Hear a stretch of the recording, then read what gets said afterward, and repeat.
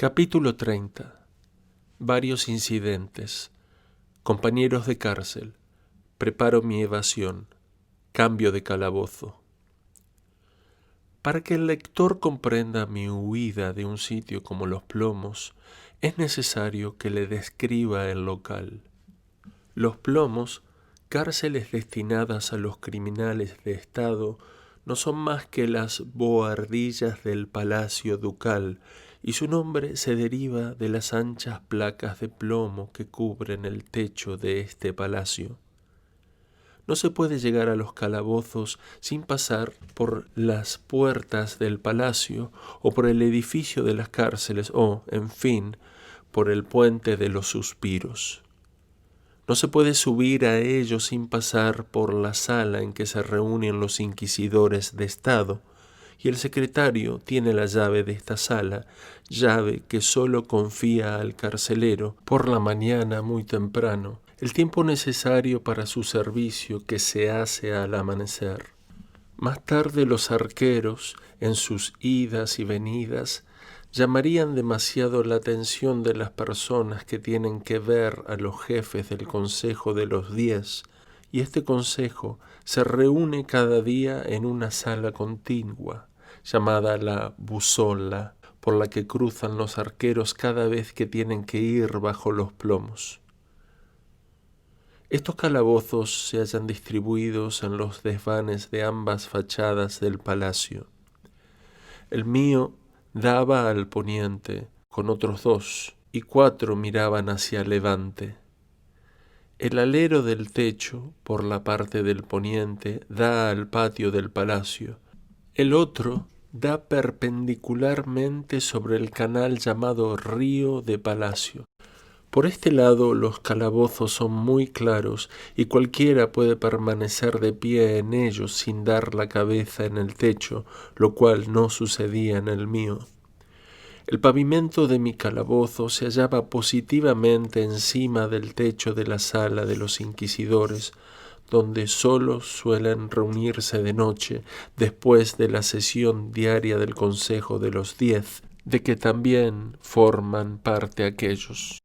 Conocido perfectamente el local y las costumbres uniformes de los inquisidores, pensé que el único medio de escaparme era taladrar el piso de mi habitación.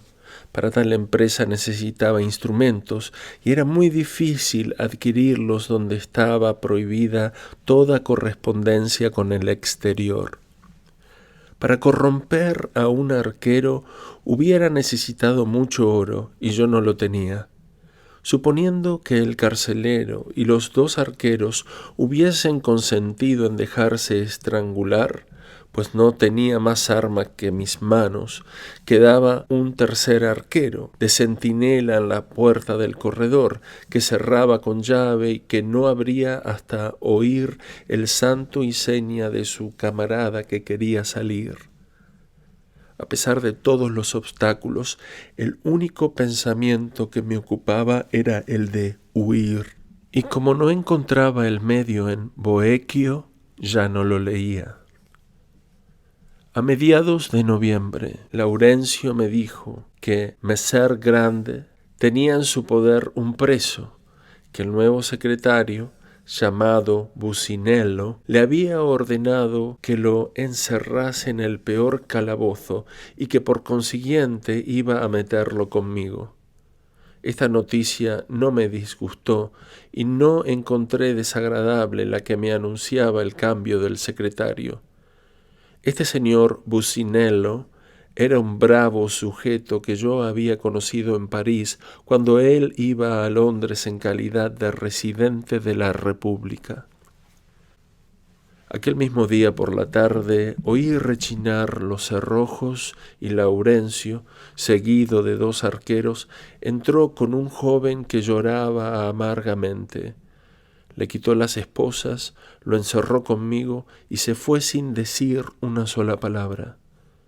Yo estaba en la cama y no podía verme. Su sorpresa me divirtió. Teniendo 7 u 8 pulgadas menos que yo, podía permanecer de pie y se puso a mirar mi sillón, que creyó sin duda destinado para su uso. Ve a Boequio, lo toma, lo abre y lo arroja con cierto despecho, sin duda porque, estando en latín, de nada le servía. Continuando la inspección del calabozo, va a la izquierda, tienta y queda sorprendido al tocar ropa. Se acerca a la alcoba, tiende la mano, me toca y se excusa respetuosamente. Le ruego que se siente y entablamos conversación. ¿Quién sois?, le pregunto. Me llamo Maggiorino y soy de Vicenza. Me hallaba de ayuda de cámara en casa del conde V cuando su hija única salió del convento. Me encargaron que la peinara y poco a poco me enamoré de ella y le inspiré una pasión igual a la mía. Después de habernos jurado 100 veces ser el uno para el otro, entregándonos a la imperiosa necesidad de darnos pruebas de ternura, resultó que el estado de la joven condesa descubrió nuestra unión. Lo teníamos todo dispuesto para huir, cuando el conde me mandó traer a Venecia una carta que me ha hecho caer en manos del tribunal. Era un guapo muchacho, sincero, honrado y enamorado hasta el extremo. El pobre muchacho creía que el carcelero volvería para traerle una cama y comida, pero yo lo desengañé y le ofrecí mis provisiones. Estaba demasiado triste y preocupado para poder tomar ningún alimento. Por la noche le di mi jergón, sobre el cual durmió, pues aunque apareciese bastante limpio y aseado, yo no quería hacerle acostar conmigo, temiendo los efectos de los sueños de un enamorado. Él no sentía ni su falta ni la necesidad que el conde tenía de que se le aplicase un castigo público para poner a cubierto el honor de su hija y de su familia. Al día siguiente le trajeron un jergón y una comida de 15 sueldos que el tribunal le pasaba en clase de gracia o por caridad, porque la palabra justicia parecía extraña a la organización de aquel horrible cuerpo. Dije al carcelero que mi comida bastaría para los dos y que podía emplear lo que se concedía a aquel joven en hacer decirle misas a su manera. Se encargó con gusto de ello, y después de haberle felicitado por haber encontrado en mí un buen compañero, nos dijo que podíamos pasearnos en las bohardillas durante media hora. Encontré este paseo excelente para mi salud y para mi proyecto de evasión, que no pude llevar a efecto sino 11 meses después. Al extremo de aquella madriguera de ratas, vi una porción de muebles esparcidos sobre el entarimado, a derecha e izquierda 2 grandes cajas y delante una gran montaña de papeles cosidos en cuadernos. Tomé una docena para entretenerme en leerlos y vi que eran procesos criminales cuya lectura encontré muy divertida porque podía leer aquello que en su tiempo había estado muy secreto. Vi respuestas muy singulares e interrogatorios sugestivos sobre seducciones de vírgenes, de galanterías llevadas demasiado lejos por hombres empleados en los conservatorios de muchachas, de hechos relativos a confesores que habían abusado de sus penitentes, de maestros de escuela convictos de pederastía con sus discípulos y de tutores que habían engañado a sus pupilas. Lo sabía que databan de 2 y 3 siglos, cuyo estilo y detalles sobre las costumbres me procuraron algunas horas de placer. Entre los muebles que había por tierra vi un calentador, una caldera, una badila, tenazas, viejos candeleros, botes de barro y hasta una jeringa. Esto me hizo juzgar que algún ilustre prisionero había sido distinguido con la autorización de usar todos estos objetos. Pero lo que más me interesaba fue un cerrojo, derecho, grueso, como el dedo pulgar y de 1,5 pies de largo. A nada toqué, porque el tiempo no había madurado aún bastante mis proyectos para dar un destino especial a cada cosa. Una de las últimas mañanas de aquel mes vinieron a sacar de mi calabozo a mi compañero, y Laurencio me dijo que había sido condenado a pasar a las prisiones llamadas las 4. Estas prisiones se hallaban en el recinto donde han sido construidas las cárceles ordinarias y pertenecen a los inquisidores de Estado. Los presos que allí son encerrados tienen el privilegio de poder llamar al carcelero cuando lo necesitan. Son oscuras, pero los presos se encuentran alumbrados por medio de una lámpara de aceite. No se teme allí al fuego, pues todo el edificio es de mármol. Mucho tiempo después he sabido que el pobre Maggiorino pasó allí 5 años, y cuando salió fue enviado por 10 años a Cérico. Ignoro si volví a salir de allí. Me había servido de gran compañía y bien noté su falta cuando partió, porque no tardé en caer en la más triste melancolía. Tuve la suerte de que no se me privase de mi media hora de paseo por la bohardilla. Púseme a examinar más atentamente lo que encerraba y vi que uno de los cajones estaba lleno de buen papel de bramante, el otro estaba vacío. Un pedazo de mármol negro pulimentado, grueso de 1 pulgada, largo de 6 y ancho de 3, llamó desde luego mi atención. Me lo apropié, sin saber aún qué haría de él, y lo oculté en mi calabozo, teniendo cuidado de taparlo con mis camisas.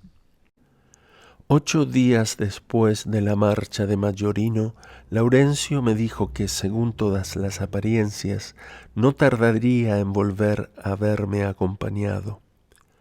Este hombre, que en el fondo no era más que un hablador, empezaba a impacientarse al ver que yo no le hacía ninguna pregunta. Por obligación no debía hacerlo, pero ¿dónde encontrar seres perfectos? Los hay, pero desgraciadamente escasean mucho y no es en las clases bajas donde hay que buscarlos. Así pues, mi carcelero, no pudiendo sostener su reserva, se imaginó que si yo no le preguntaba era porque suponía que no sabía nada, y esto picó su amor propio. Queriendo probarme que yo me engañaba, empezó a charlar sin que yo le preguntase. «Yo creo, señor», me dijo, «que tendréis visitas a menudo, porque los otros 6 encierros contienen cada uno 6 personas que no están destinadas a las 4». No le contesté, y él continuó poco después. «En las 4 se encierran mezclados y confundidos hombres de toda clase, cuyas condenas están ya acordadas y notificadas. Los prisioneros que, como vos, están bajo mi cuidado en los plomos, son todos gente de la mayor distinción, y no son criminales, sino de cosas sobre las que los curiosos no pueden saber nada. Si supierais, señor, quiénes son los compañeros que tenéis, os asombrarías, porque es verdad que se dice que sois un hombre de talento para ser tratado así. Se dan 3 libras a un ciudadano, 4 a un gentilhombre y 8 a un conde extranjero. Creo que debo estar bien enterado, porque todo pasa por mis manos». Aquí se puso a hacerme su propio elogio, que no se comprendía sino cualidades negativas. «No soy ladrón, ni traidor, ni mentiroso, ni avaro, ni malvado, ni brutal como mis predecesores, y cuando he bebido un vaso de sobra, llego a ser más bueno. Si mi padre me hubiese enviado a la escuela, hubiera aprendido a leer y a escribir, y sería hoy día quizá sacristán mayor, pero esto no es falta mía. El señor Andrés Diedo me estima, y mi mujer, que no tiene más que 24 años y que os hace todos los días la comida, va a hablarle cuando quiere, y él la hace entrar sin ceremonia, aun cuando está en la cama, gracia que no concede a ningún senador. Os prometo que tendréis aquí todos los recién venidos, pero siempre por poco tiempo, porque en cuanto el secretario ha obtenido de su boca todo lo que le conviene saber, los envía a su destino, bien sea a las 4, a alguna fortaleza o a Levante. Si son extranjeros, se les pone fuera de las fronteras, porque el gobierno no cree tener jurisdicción sobre los súbditos de otro príncipe, a menos que estén al servicio de la República. La clemencia del tribunal es sin ejemplo, y no hay otro en el mundo que procure a sus prisioneros más dulzuras. Se juzga cruel que no permita escribir ni recibir visitas, pero esto es una locura, porque escribir y ver a la gente es perder el tiempo. Me diréis que no tenéis nada que hacer, pero nosotros no podemos decir lo mismo. Tal fue, sobre poco más o menos, la primera arenga con que me honró este verdugo, y debo confesar que me divirtió. Comprendí que este hombre, si hubiera sido un poco menos bestia, hubiera sido seguramente más malvado. Resolví aprovecharme de su simpleza.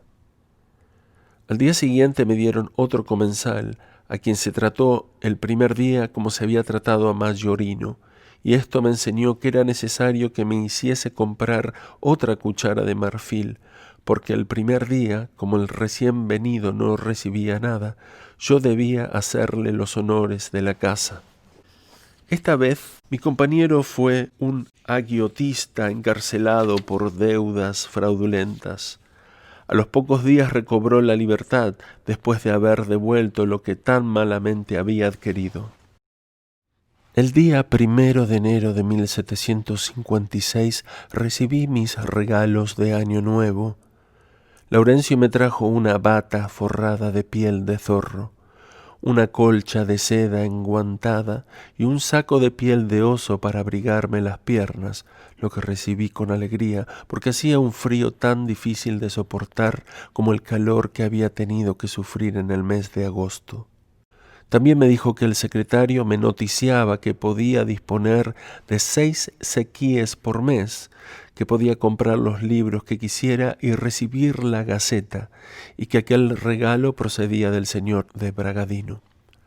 Pedí a Laurencio un lápiz y escribí sobre un trozo de papel. Quedo muy reconocido a la generosidad del tribunal y a la bondad del señor de Bragadino. Es preciso haberse hallado en situación semejante a la mía para sufrir todos los sentimientos que este suceso despertó en mi alma. En el primer impulso de mi sensibilidad perdoné a mis opresores y estuve a punto de abandonar mi proyecto de huida. Tan flexible es el hombre cuando la desgracia lo abate y envilece. Laurencio me dijo que el señor de Bragadino se había presentado a los 3 inquisidores y con lágrimas en los ojos y de rodillas les había suplicado la gracia de concederme esta prueba de su constante amor, si era que yo vivía aún, y que los inquisidores admirados no habían podido rehusárselo. Escribí en el acto los títulos de las obras que deseaba. Una hermosa mañana en que me paseaba por mis bohardillas, mis ojos se fijaron en el cerrojo de que ya he hablado y vi que perfectamente podía convertirse en arma ofensiva y defensiva. Me apoderé de él y ocultándolo bajo mi bata me lo llevé a mi calabozo. En cuanto estuve solo, tomé el trozo de mármol negro de que también he hecho mención y pronto reconocí que era una excelente piedra de toque, porque habiendo frotado algún tiempo el cerrojo contra esa piedra, obtuve una faceta muy bien hecha. Lleno de curiosidad por aquella rara obra que nunca había ejecutado y por cuyo medio me prometía poseer un objeto que debía estar absolutamente prohibido en los plomos, impulsado quizá por la vanidad de llegar a hacer un arma sin poseer ninguno de los instrumentos necesarios para ello, excitado por las dificultades, porque yo debía frotar el cerrojo casi en la oscuridad, sin poder sujetar la piedra más que con la mano izquierda, y sin disponer de una gota de aceite para humedecer y ablandar el hierro a que quería sacar punta, me decidí a intentar aquel rudo trabajo. A falta de aceite, me servía de mi saliva y trabajé 8 días para afilarlo en forma piramidal y terminando en una aguda punta por medio de 8 facetas que tenían 1,5 pulgadas de largo. Así afilado, mi cerrojo formaba un estilete octógono, tan bien proporcionado como hubiera sido posible exigir a un buen afilador. No puede concebirse la pena y la fatiga que tuve que soportar, ni la paciencia que me fue precisa para ejecutar este desagradable trabajo sin otro instrumento que aquella movediza piedra. Esto fue para mí como un tormento de una especie desconocida a todos los tiranos de todas las épocas. Contraje en el brazo derecho una especie de rigidez tal que me era casi imposible moverlo. Tenía la palma de la mano como macerada y cubierta de una extensa llaga, consecuencia de numerosas ampollas ocasionadas por la larga duración de aquel trabajo. Fácilmente se comprenderán los dolores que tuve que resistir para terminarlo. Muy orgulloso de mi obra, sin que aún hubiese pensado en la manera de servirme de ella, mi primer cuidado fue procurar ocultarla de manera que pudiese escapar a las más minuciosas pesquisas. Después de haber combinado 1000 medios y encontrarlos todos defectuosos, examiné atentamente mi butaca y logré ocultarla en ella de manera que no se sospechara su existencia. Así fue como la providencia me ayudaba en los preludios de una evasión que debía ser admirable, si no prodigiosa. Me confieso vanidoso, pero mi vanidad no procede del buen éxito, porque la dicha forma de ella gran parte. Procede de que yo juzgaba posible la cosa y tuve el valor de emprenderla, a pesar de todas las probabilidades desfavorables que echando por tierra mis designios hubieran empeorado infinitamente mi situación y hecho quizá imposible la consecución de mi libertad. Después de 3 o 4 días de reflexiones acerca del uso que haría de mi cerrojo convertido en espontón, gordo como un bastón y largo de 20 pulgadas, juzgué que lo más sencillo era hacer un agujero en el entarimado debajo de mi cama. Yo estaba seguro de que el cuarto que había dejado de mi calabozo no podía ser sino aquel en que había visto al señor Cavalli. Yo sabía que se abría este cuarto todas las mañanas y no dudaba que en cuanto el agujero estuviese hecho, podría fácilmente descolgarme con las sábanas de mi lecho, que transformaría en cuerda y sujetaría al pie de la cama. Allí me mantendría oculto bajo la mesa del tribunal y por la mañana, tan pronto como abrieran la puerta, saldría, y antes que pudieran seguirme, ya me habría puesto en sitio seguro. Reflexioné que era imposible que colocaran en aquella sala un arquero de guardia, pero si así sucedía, mi espontón me serviría para desembarazarme prontamente de él. El entarimado podía ser doble y aún triple. Esta sí que era grave dificultad, pues no podía impedir a los arqueros que barriesen durante unos 2 meses que podría durar mi obra. Prohibiéndoselo, excitaría sus sospechas, tanto más cuanto que para librarme de las pulgas había exigido que barriesen todos los días y la misma escoba les hubiese denunciado mi trabajo. Era preciso hallar medio de obviar este inconveniente. Empecé por prohibir que se barriese, sin decir por qué. 8 días después, Laurencio me preguntó la causa. Alegué la molestia del polvo que me hacía toser con violencia y que podía causarme algún funesto accidente. «Haré regar el entarimado, señor», me dijo. «Esto sería peor, señor Laurencio, porque esta humedad podría producirme un reuma». Esto me valió una semana de plazo, pero al cabo de este tiempo el muy ganso ordenó que se barriese.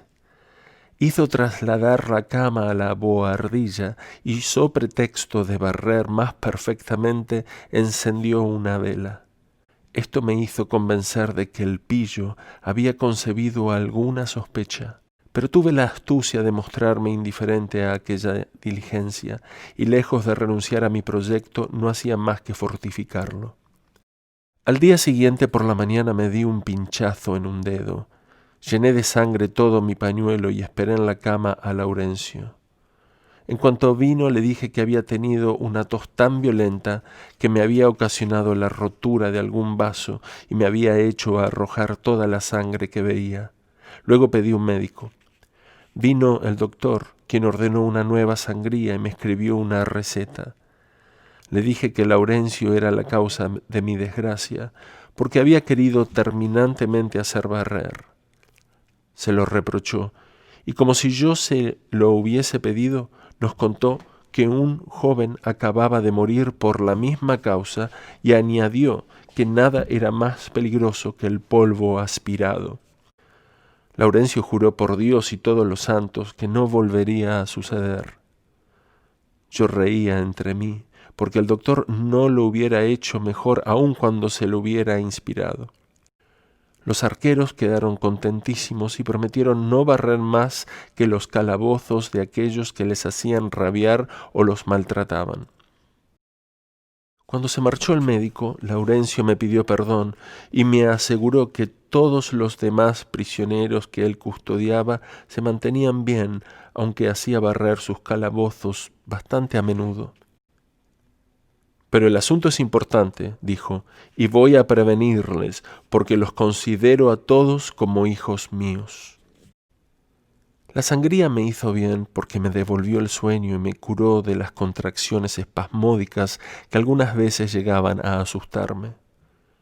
Había recobrado el apetito y cada día adquiría nuevas fuerzas, pero no había llegado aún el momento de ponerme a la obra.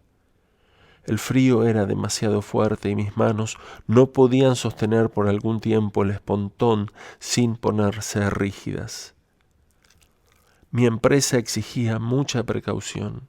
Era preciso que yo evitase todo lo que fácilmente pudiera ser previsto. Necesitaba mucho atrevimiento e intrepidez para entregarme a un trabajo que podía ser descubierto y a todo lo que la casualidad pudiera acarrear de fortuito. La situación de un hombre que debe obrar como yo obraba en aquellos momentos es muy desdichada, pero queda reducido a su mitad lo que de penosa y de horrible tiene, arriesgando el todo por el todo. Las largas noches de invierno me desolaban porque me veía obligado a pasar 19 mortales horas en tinieblas, y en los días nublados, que en Venecia no son raros, la luz que entraba por las ventanas no era suficiente para permitirme leer. No teniendo mi imaginación ocupada en algo que la distrajera, la idea de la evasión la absorbía por completo. Y un cerebro trabajando sin cesar sobre una misma idea puede muy fácilmente caer en la monomanía.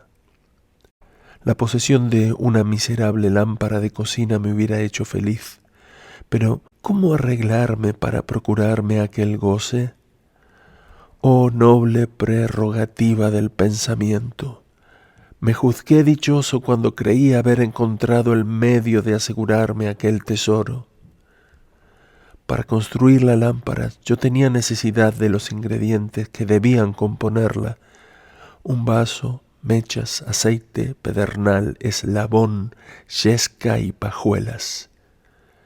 El vaso podía ser una escudilla y yo tenía la que me servía para hacer cocer los huevos.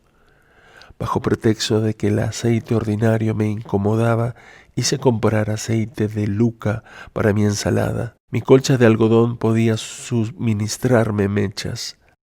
Fingí padecer un dolor de muelas y dije a Laurencio que me hacía falta piedra pómez. Pero no sabiendo qué era lo que le pedía, Le dije que una piedra de chispa me podía servir lo mismo sumergiéndola en vinagre durante un día y que aplicada después sobre la muela calmaría mis dolores.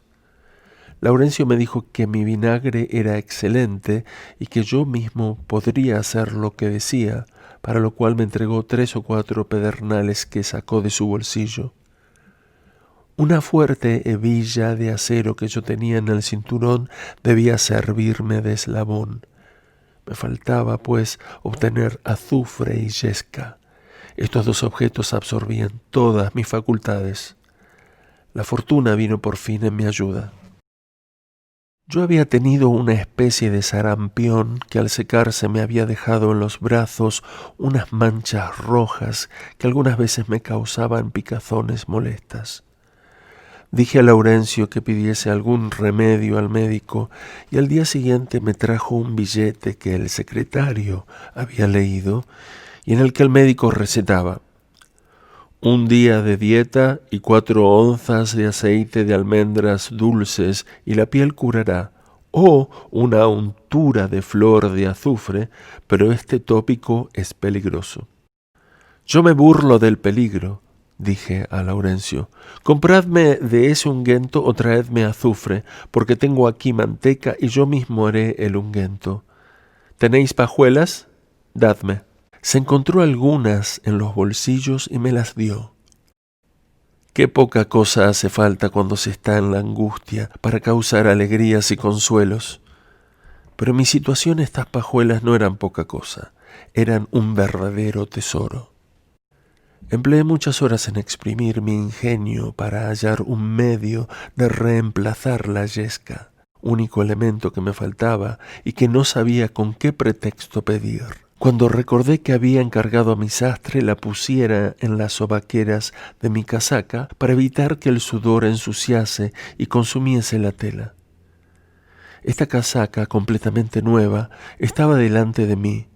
Mi corazón palpitaba porque quizá el sastre no la había puesto y yo vacilaba entre el temor y la esperanza. No tenía más que dar un paso para convencerme, pero este paso era decisivo y no me atrevía a darlo. Por fin me acerqué y sintiéndome casi indigno de esta gracia, caí de rodillas y pedí a Dios con fervor que el sastre no hubiese olvidado mi orden. Después de esta fervorosa plegaria, tomé la casaca, descosí la tela y encontré la yesca. Mi alegría llegó al delirio. Disponiéndome de todos los elementos, bien pronto tuve la lámpara. Júzguese de la satisfacción que experimenté al haber creado, por así decirlo, la luz en el seno de las tinieblas, y la no menos dulce de desobedecer las órdenes de mis infames opresores. Ya no había más noche para mí, pero tampoco más ensalada. Aunque me gustaba muchísimo, la necesidad de conservar el aceite para alumbrarme me hacía ligero el sacrificio. Fijé entonces el primer lunes de Cuaresma para empezar la difícil operación de romper el entarimado, porque en los desórdenes del carnaval yo temía mucho las visitas.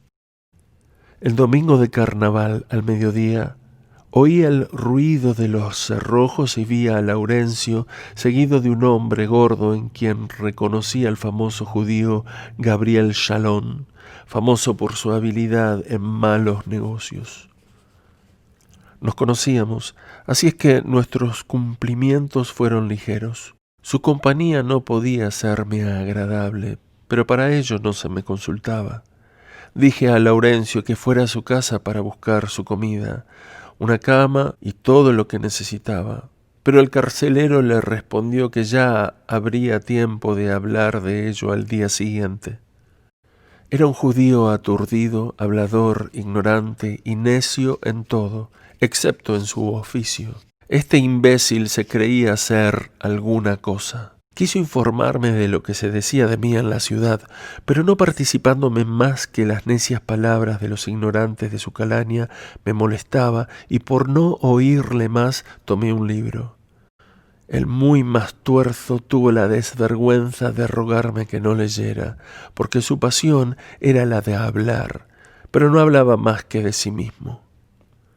Yo no me atrevía a encender mi lámpara en su presencia, y acercándome la noche se decidió a aceptar un poco de pan y un trago de vino de Chipre, pero para dormir se vio reducido a contentarse con mi jergón, que había llegado a ser la cama obligada de todos los recién venidos. Al día siguiente recibió una cama y la comida de casa. Yo tuve en mi compañía esta malhadada carga durante 2 meses, porque antes de condenarle a las 4, el secretario tuvo necesidad de hablarle bastantes veces para aclarar diversas pilladas y obligarle a deshacer un buen número de contratos ilícitos. Viendo por fin que este maldito compañero no se iba, me resolví a volver a encender mi lámpara después de haberle obligado a prometerme guardar el secreto. No cumplió su promesa sino mientras estuvo conmigo, porque Laurencio lo supo, pero felizmente no le concedió gran importancia. Este gaznápiro me era una verdadera carga, desde luego porque me impedía leer. Era exigente, ignorante, supersticioso, fanfarrón, tímido y algunas veces desesperado. Extremadamente gordo, este judío pasaba en la cama las 3/4 partes de su vida y como muchas veces roncaba durante el día, se impacientaba de no poder dormir por la noche, tanto más cuanto que me veía dormir con un sueño profundo y tranquilo. Me felicité mucho por no haber comenzado mi gran trabajo antes de su llegada, tanto más cuanto que él quería que se barriese. La primera vez que lo pidió, los arqueros hirvientes me hicieron reír, diciéndole que aquello me ponía a la muerte. Acabó por exigirlo, y yo cedí fingiéndome enfermo. Mi interés me impulsó a mostrarme complaciente. El miércoles santo, Laurencio nos previno que el secretario vendría a hacernos la visita de costumbre con ocasión de las fiestas de Pascua, a fin de llevar la tranquilidad al alma de los que quisieran recibir el sacramento de la Eucaristía, así como para saber si tenían alguna queja contra el carcelero. Así pues, señores, añadió Laurencio, si tenéis alguna queja de mí, quejaos. Vestíos enteramente, pues tal es la etiqueta. Ordené que hicieran venir mi confesor para el día siguiente. Me vestí de punta en blanco y el judío siguió mi ejemplo, despidiéndose desde entonces de mí, pues se creía seguro de que el secretario le devolvería su libertad tan pronto como le hablase. Mi presentimiento, me dijo, es de la especie de los que no engañan jamás. Os felicito, pero no echéis vuestra cuenta sin la huéspeda. No me comprendió. Vino en efecto el secretario y en cuanto se abrió el calabozo, el judío salió y se precipitó de rodillas a sus pies. Durante 4 o 5 minutos no oí más que sus llorisqueos y gritos, porque el secretario no le dijo que saliese. Con mi barba de 8 meses y un vestido hecho para el mes de agosto, y con el frío que hacía, yo debía ofrecer el aspecto de un personaje bastante divertido. Yo temblaba, lo que me disgustaba muchísimo por el temor de que el secretario se imaginase que temblaba de miedo. Obligado a inclinarme profundamente para salir de mi chiscón, la reverencia se hizo de por sí. Luego, irguiéndome, le miré con aire de calma, sin afectar un atrevimiento fuera de razón y esperando que me dirigiese la palabra. El secretario aguardaba también en silencio, de manera que estábamos el uno frente al otro como 2 estatuas. Al cabo de 2 minutos, viendo que yo no le decía nada, el señor secretario me hizo una ligera inclinación de cabeza y continuó su marcha. Volví a entrar en gazapera y desnudándome rápidamente me metí en la cama para entrar en calor. El judío quedó admirado de que yo no hubiese hablado al secretario, mientras que mi silencio había sido más expresivo que sus cobardes gritos. Un prisionero de mi especie no debía abrir la boca más que para responder a interrogatorio. El Jueves Santo vino un jesuita a confesarme y al día siguiente un cura de San Marcos vino a administrarme la Sagrada Comunión. Unos 15 días después de Pascuas me libraron de mi molesto israelita y este pobre diablo, en vez de ser enviado a su casa, fue condenado a pasar 2 años en Las Cuatro. Cuando salió fue a establecerse en Trieste, donde acabó sus días. Tan pronto como me vi solo, me puse a la obra con la mayor actividad. Era preciso que me apresurase, por temor de que viniese algún nuevo huésped incómodo que, como el judío, hubiera exigido que se barriese. Empecé por retirar mi cama y después de haber encendido la lámpara me tumbé boca abajo sobre el entarimado con mi espontón en la mano, teniendo cerca de mí una servilleta para recoger los restos de las tablas a medida que las fuera despedazando. Se trataba de destruir la tabla a fuerza de clavar la punta de mi instrumento. Al principio los pedazos que arrancaba eran tan gruesos como granos de trigo, pero bien pronto aumentaron de volumen. La tabla era de madera de encina de 16 pulgadas de ancho. Empecé a despedazarla en el sitio donde se unía a otra tabla, y como no había ni clavo ni hierro alguno, mi trabajo era constante. Después de 6 horas de trabajo, anudé mi servilleta y la puse aparte para vaciarla al día siguiente detrás del montón de papeles que había en la bohardilla. Los fragmentos que había arrancado abultaban 4 o 5 veces más que el agujero de donde los había sacado. La parte del círculo que había hecho podía ser de unos 30 grados y un diámetro de unas 10 pulgadas, poco más o menos. Volví a colocar la cama en su sitio y al día siguiente, al vaciar mi servilleta, me aseguré de que los pedazos no serían vistos. Después de romper al día siguiente la primera tabla que encontré, de 2 pulgadas de espesor, me vi detenido por una segunda que juzgué igual a la primera. Atormentado por el temor de tener nuevas visitas, redoblé mis esfuerzos y en 3 semanas me vi al cabo de 3 tablas de que se componía el entarimado. Pero entonces me creí perdido, porque me encontré frente a una capa de piececitas de mármol, conocido en Venecia con el nombre de terrazzo marmorín. Esta es la techumbre ordinaria en los cuartos de todas las casas venecianas, excepto las de los pobres, porque los mismos grandes señores prefieren el terrazzo al más bello entarimado. Grande fue mi consternación al ver que mi cerrojo no hacía mella en este mortero. Era necesario este accidente para abatirme y desanimarme completamente. Acordéme entonces de que Aníbal, según Tito Livio, se había abierto paso a través de los Alpes, deshaciendo las rocas a hachazos después de haberlas ablandado con vinagre. Así es que vertí nada menos que una botella de vinagre fuerte que yo tenía en aquella cavidad, y al día siguiente, sea efecto del vinagre, sea que, refrescado por el reposo, puse más fuerza y más paciencia en el trabajo, vi que llegaría a feliz término en la solución de aquella dificultad, porque no se trataba de romper los mármoles, sino de pulverizar con la punta de mi herramienta el cemento que los unía. Bien pronto y con gran alegría advertí que la mayor dificultad no estaba más que en la superficie. En 4 días todo aquel mosaico fue destruido sin que la punta de mi espontón se estropease lo más mínimo. Bajo aquel mármol encontré otra tabla, pero ya me lo esperaba. Juzgué que debía ser la última, es decir, la primera, refiriéndome a la habitación inferior en la cual las vigas sostenían el techo. La ataqué con alguna dificultad, porque como el boquete tenía ya 10 pulgadas de profundidad, yo manejaba el espontón con gran molestia. 1000 veces me encomendé a la misericordia de Dios.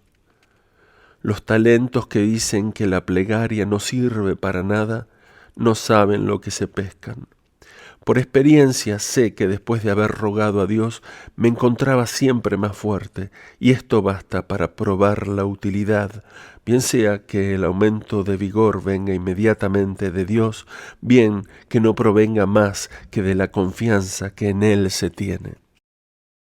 El día 25 de junio, día durante el cual la República de Venecia celebra la prodigiosa aparición de San Marcos bajo la emblemática forma de un león alado en la iglesia ducal, aparición que se está persuadido tuvo lugar hacia fines del siglo XI y que indicó a la alta sabiduría del Senado y de aquel siglo de luz que ya era hora de conceder el retiro a San Teodoro, quien ya no tenía crédito para ayudarla en sus proyectos de engrandecimiento, y poner en su lugar al discípulo de San Pedro y San Pablo, o del primero solamente, según Eusebio. Aquel mismo día, hacia las 3 de la tarde, en el momento en que en el más primitivo estado e inundado de sudor trabajaba, de bruces contra el entarimado, en la terminación de mi obra, teniendo a mi lado la lámpara encendida para alumbrar mi trabajo, oí con un mortal espanto el chirrido del cerrojo en la puerta del primer corredor. ¡Qué horrible momento! Apagué la lámpara y, dejando mi espontón en el agujero, arrojé en él la servilleta con todos los escombros que contenía. Me apresuré a colocar la cama en su sitio lo mejor que me fuese posible, y en ella me arrojé como muerto en el mismo momento que se abría la puerta de mi calabozo. 2 segundos antes, Laurencio me hubiera sorprendido. Iba a pasar sobre mí cuando se lo impedí, arrojando un grito doloroso que le hizo retroceder, exclamando: «¡Dios mío! Bien os compadezco, Señor, porque uno se ahoga aquí como en un horno. Levantaos y dad gracias a Dios, que os envía un excelente compañero. Entrad, ilustrísimo Señor», añadió dirigiéndose al desgraciado que le seguía. Aquel bestia, sin reparar en la desnudez en que me encontraba, hizo entrar al ilustrísimo Señor, que al verme en aquel estado procuraba evitar mi vista, mientras yo buscaba en vano mi camisa. Aquel recién entrado creyó hallarse en el infierno y exclamaba: «¿Dónde estoy? ¿Dónde se me mete? Gran Dios, qué calor, qué pestilencia, ¿con quién estoy?». Laurencio le hizo salir y me rogó que me pusiera una camisa y saliera un momento a la buhardilla. Añadió, dirigiéndose al nuevo prisionero, que teniendo orden de proporcionarle cama y todos los objetos necesarios, nos dejaba en la buhardilla hasta su regreso, que durante este tiempo el calabozo se ventilaría, pues aquel mal olor no era más que del aceite. Qué sorpresa para mí al oír pronunciar aquellas últimas palabras. En mi precipitación había olvidado apagar completamente la mecha. Como Laurencio no me hacía ninguna pregunta respecto a ello, juzgué que debía saberlo todo, y el malhadado judío era el único que podía haberme denunciado. Me felicité de que no hubiera podido participarle más que aquello. En este momento sentí desvanecer el horror que había concebido contra Laurencio. Púseme una camisa y mi bata y salí, encontrando a mi nuevo compañero ocupado en escribir con un lápiz lo que el carcelero debía traerle. En cuanto me vio, exclamó: «¡Ah, es Casanova!». Reconocí enseguida al abate conde de Fenarolo, bresciano, hombre de unos 50 años, amable, rico y querido de la buena sociedad. Me abrazó, y cuando le dije que esperaba haber visto en aquel lugar toda Venecia antes que a él, no pudo contener sus lágrimas, lo que me hizo llorar de enternecimiento. En cuanto estuvimos solos, le dije que tan pronto como llegara a su cama le ofrecería la alcoba, pero que le rogaba no la aceptase. También le suplicaba no pidiese que barrieran, reservándome decirle la razón. Después de haberme prometido el mayor secreto, sobre todo me dijo que se conceptuaba relativamente feliz al haber sido encerrado en mi compañía, También me dijo que como todo el mundo ignoraba el crimen porque me hallaba en los plomos, cada uno quería adivinarlo. Los unos pretendían que yo era jefe de una nueva secta. Otros, que la señora de Memo había convencido a los inquisidores de que yo inducía a sus hijos al ateísmo. Otros, en fin, pretendían que Antonio Condulmer, inquisidor de Estado, me había hecho encerrar como perturbador del público reposo, puesto que silbaba las comedias del abate Chiari y había formado el proyecto de ir a Padua ex profeso para matarlo. Todas estas acusaciones tenían algún fundamento que les daba cierto viso de certeza, pero en el hecho todas eran perfectamente falsas. Yo no me preocupaba lo bastante en materia de religión para romperme los cascos en el establecimiento de una nueva. Los hijos de la buena señora Memo, llenos de talento, eran más a propósito para seducir que para ser seducidos, y el señor Condulmer hubiera tenido improbo trabajo si hubiera querido hacer encerrar a todos los que silbaban al abate Chiari. Por lo que toca a este abate ex jesuita, yo le hubiera perdonado, porque el famoso padre Arrigo, también antiguo jesuita, me había enseñado a vengarme alabándole en todas las sociedades, lo que excitaba a los malignos asistentes a pronunciar contra él 1000 sátiras, y de esta suerte yo me encontraba vengado sin molestarme ni ponerme en evidencia. Al anochecer trajeron una buena cama, buenas ropas, aguas de olor, buena cena y vinos excelentes. El abate pagó el tributo ordinario, es decir, que no comió nada, y yo comí perfectamente por los dos. En cuanto Laurencio nos dio las buenas noches y nos encerró hasta el día siguiente, fui a desenterrar mi lámpara, que encontré vacía porque la servilleta había absorbido todo el aceite. Me reí mucho, porque viendo que el pabilo podía haber encendido la servilleta y causar un incendio, la idea de la revolución que esto hubiera causado excitaba mi hilaridad.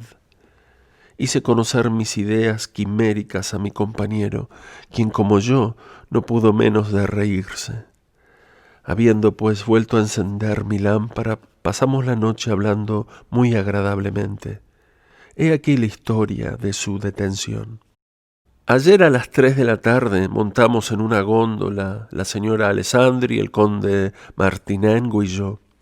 Nos fuimos a Padua para ver la ópera y con intención de volver aquí enseguida. En el segundo acto, mi genio del mal me hizo pasar un rato en la sala del juego, donde tuve la desgracia de hallar al conde de Rosenberg, embajador de Viena, descubierto, y a 10 pasos de él la señora Buzzini, cuyo marido va a marchar a Viena en clase de embajador de la República.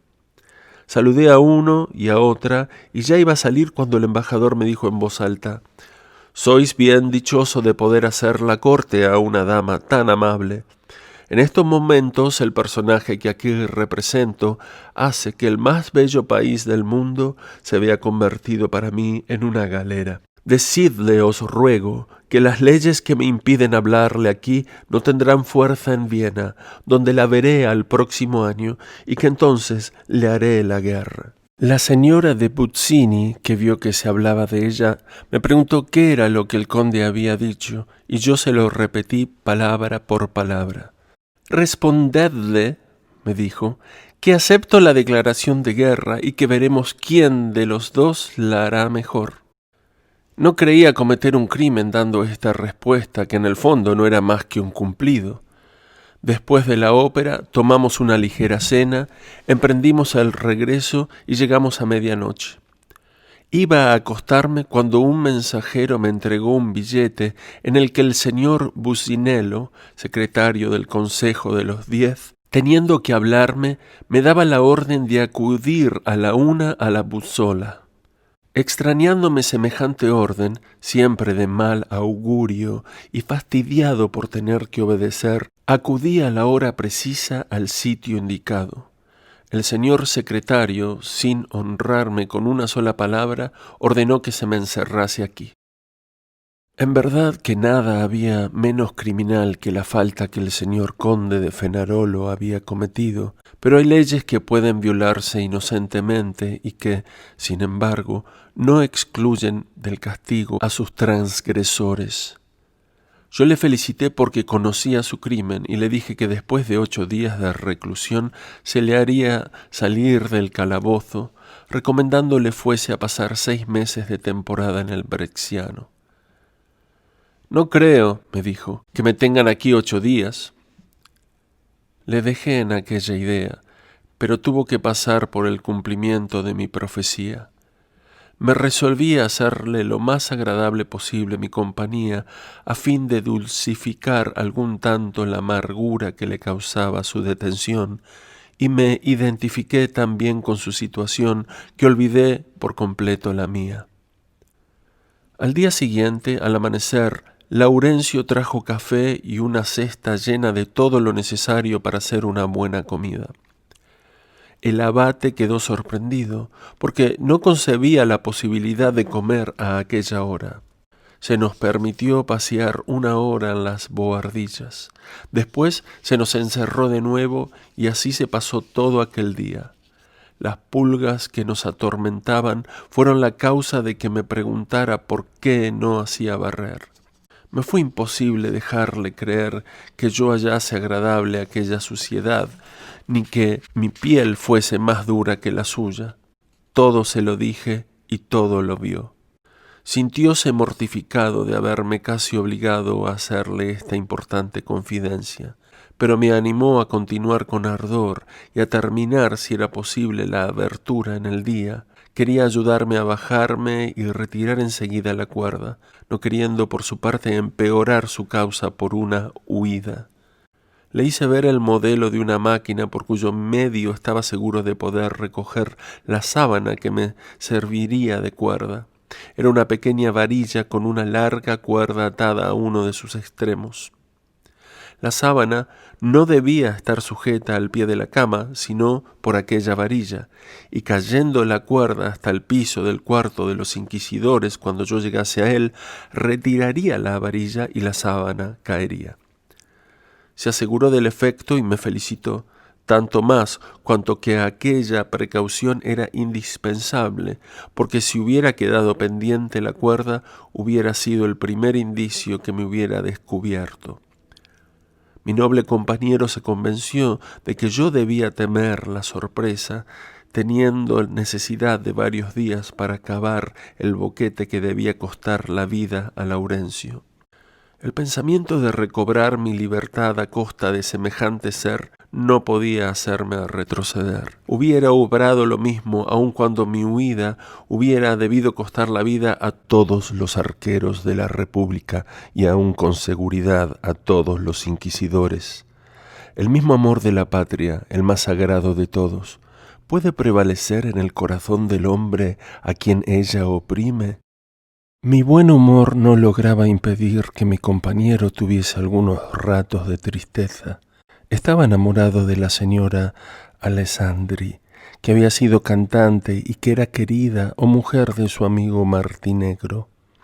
Él debía de ser feliz, pero cuando más feliz es un amante, es más desgraciado cuando se le arranca al objeto amado.